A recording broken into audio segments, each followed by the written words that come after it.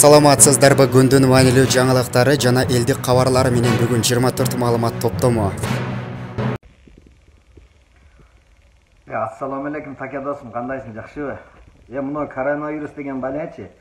Да жакшылап ойлонуп көрсөңчү, бул аябай катуу саясатчы экен. Анан соодагер да экен.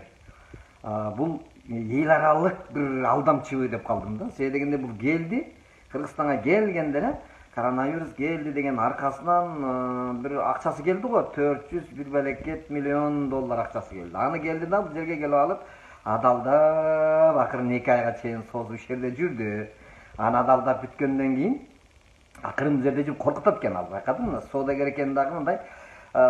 Эгерде магазинге, базарларга чыгып, соода кылсаңар, жуктурбайм дейт экен. Азыр ушундай болот атпайбы? Ал эми мечитке, жумага барсаңар, айытка барсаңар, ошол жерден жуктурам деп коркутат экен да.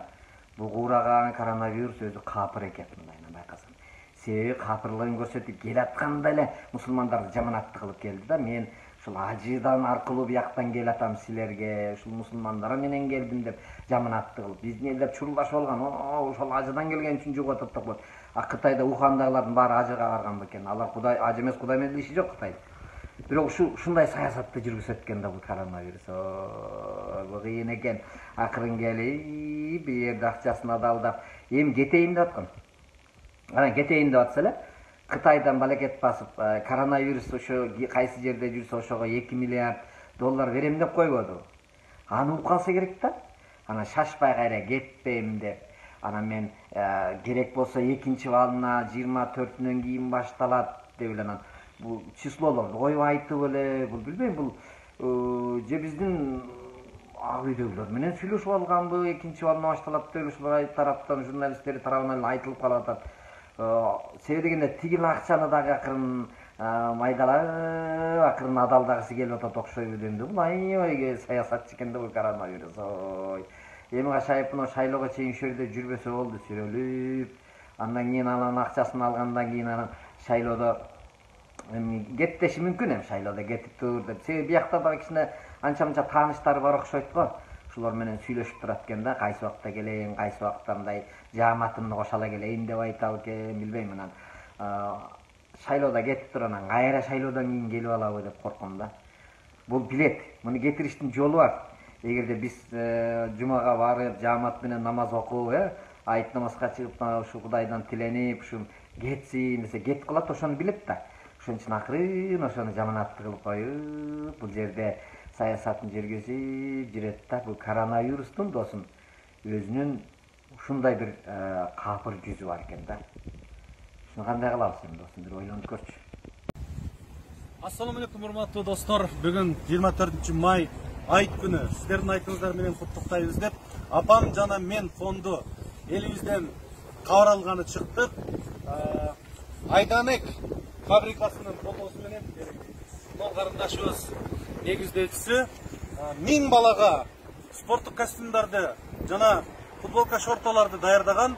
Биз ошол 1-июнь балдарды коргоо күнүнө чейин күндө ошол балдарыбызга кийим-кечектерди тараталы деген ниет менен чыгып олтурабыз. Анда эмесе айт барек болсун. Азыр бул жерде эмнелер бар эле? Шорта, футболка, анан спортивкалары, женский, мужской, кардиган бар. Кыз балдарга, эркек балдарга дагы. Размерлерин айтып койсоңор, кайсы размерлер бар эле? 1 жаштан 17 жашка чейин. 1 жаштан 17 жашка чейин балдарга, жалгыз бой энелердин балдарына таратылат, Кудай буйрса. Бүгүн баштадык. 1-июнга чейин таратып өтөбүз деген ниеттебиз. Вот на рынке Чинар, я не знаю, вот эти парни, мусульмане, раздают бесплатно лепешки. Вот. Бесплатно раздают лепешки всем проходящим в честь Аурузо. Всем бесплатно лепешки. Вот, посмотрите. Вот. Осо Алтын на продукты гуманитарной помощи. Вот, посмотрите, герои сегодняшнего дня. Алла разу болсун сизге. Вот, смотрите, бесплатно раздают лепешки всем. Вот такую благотворительность делают. Просто хочется выразить огромное спасибо им. Просто вот реально. Вот. Всем бесплатно лепешки, кто-то отберет, кто-то отказывается. Просто. Вот, смотрите, бесплатно. Просто вот хочется выразить огромное спасибо, потому что лепешки стоят по 27 сомов такие. Да. Пусть bizim Кыргызстан вот так нан көп болсун. Алла разы болсун сизге. Кыргызстан өсө берсин, вот так ошентип дене нан болсун.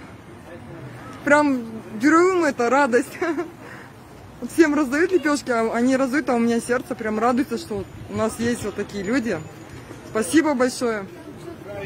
Осу Алтынар, продукты гуманитарной помощи. Bir aydan beri berip atasınlar bu. Allah razı olsun sizge. Чон рахмат. Вот раздают хлеб. Многие стесняются из-за камеры, обходят их. На камеру не хотят попасть. Просто хочется сказать им огромное спасибо. Просто бесплатно дают. Это просто спасибо огромное. Рынок Чынар. Молодцы. Молодцы. Слов нет. Bir aydan beri hiç kim işlerde işlemegендиктен мына бизге бүгүн жардамга штабтан жардамга ушул нерселерди алып келип таштап кетти.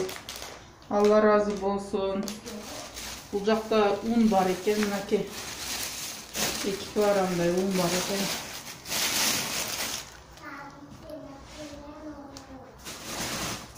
Посольствода иштеген Азамат Байке аркылуу ушул жардамды биз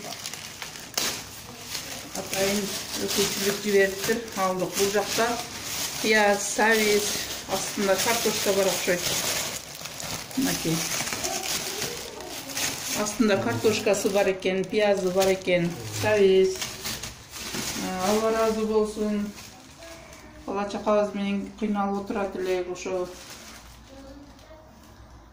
жардамга бизге таштап кетти.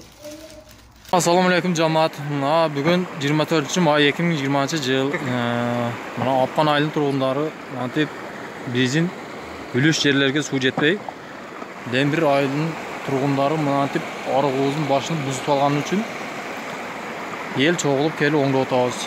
Бизге суу жок азыр. Дарбазаларыбызды алып ыргытып бериптир. Мына сууду арыктын башын оңдодук.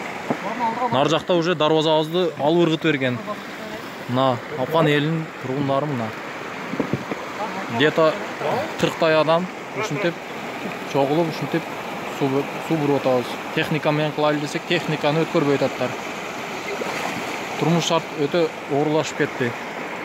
Кичине биз жакадан көңүл буруп коюңуздарчы, чоңдор. Мына Апкан айылынын суудун башына лембирчилер таштап, анантип неме кылып атат.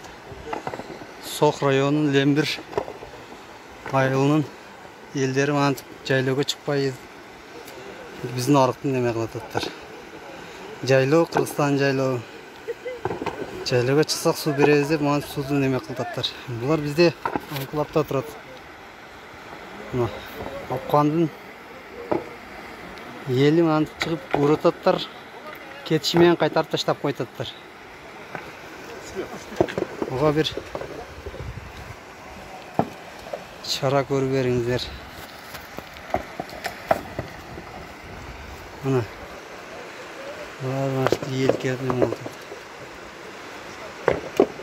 Түш кетесиз.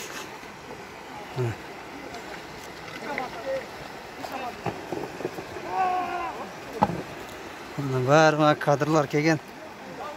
Булар ушундай кылып адамды ойнотуп неме кылдаттар.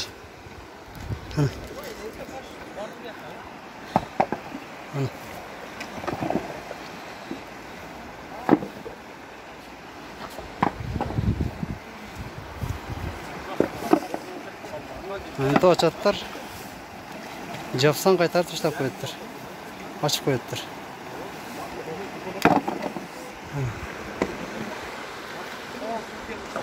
Депутат burla degende.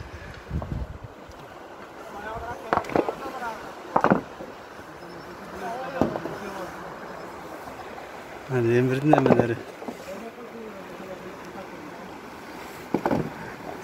Mezgilдин агымында калдалактап, мен да, сен да, ал да карбалаштап агып бара жатабыз. Кайда? Асыл күндөрдү чаңга таштап. Көр тирлигей, көргө көр жетеленип, көр албастык, ач көздүк, текеберлик, көмкөрүлүп турса да үстүбүздө көрбөй койдук. Көрмөксөн кете бердик. Жалганынан чындыгын айрый алгыс. О не деген өмүрсүң? Кайрый алгыс. Ийинибиз тийишип турган менен эңир соруп баратат. Жалгыз. Пенде экенбиз. Кантели өлүп талып, периштесин пейилдин көмүп салдык. Басып жүргөн боюнча өлүп калдык. Байкабайбыз. Ошого көнүп калдык. Алганыбыз көп болду. Беребизби? Келген жээке кетирдик кемебизди. Күйгүм кирип келатат. Мен жалгызмын. Күн чыкканда биз чогуу келебизби? Ар адамды, ар жерде арал кылып, арабызда коюулайт караңгылык. Табыша албай калганча үн каталы. Таап алалы адамды, адам кылып.